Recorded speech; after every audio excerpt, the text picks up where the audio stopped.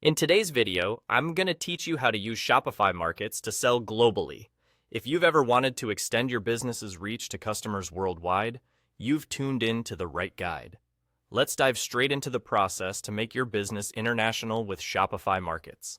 First, you'll want to navigate the Shopify interface to find the right settings. Begin by looking at the left panel of your Shopify admin dashboard. Here, you'll see various options, but the one we're interested in today is labeled Markets. Go ahead and click on Markets to get started. Once you're in the Markets section, your next task is to set up a new global market. Look towards the top right of your screen, and you'll find a button that says Add Market. Go ahead and select that option. Now that you have the option to add a new market, you're going to give it a suitable name.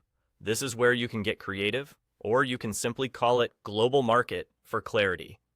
After naming your market, it's time to specify the regions and countries it will cover.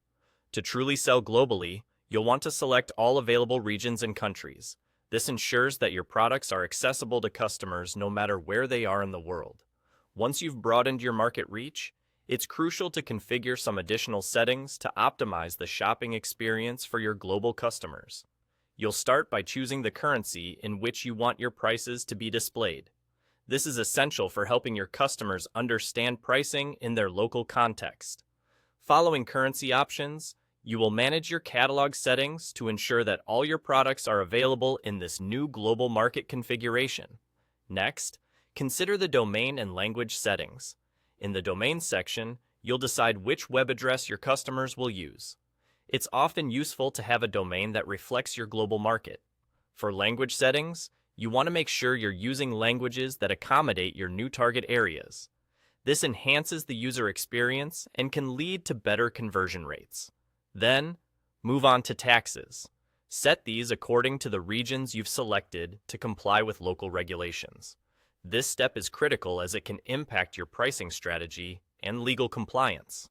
Lastly, choose a theme that maintains a strong brand presence yet appeals to an international audience. A well-designed theme can make your store more appealing and easier to navigate, which is beneficial for sales.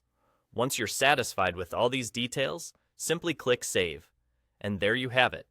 Your Shopify store is now set up to sell internationally, opening doors to new markets and countless new customers around the world. Thank you for watching, and I hope you found this walkthrough helpful and empowering as you expand your store's reach globally with Shopify.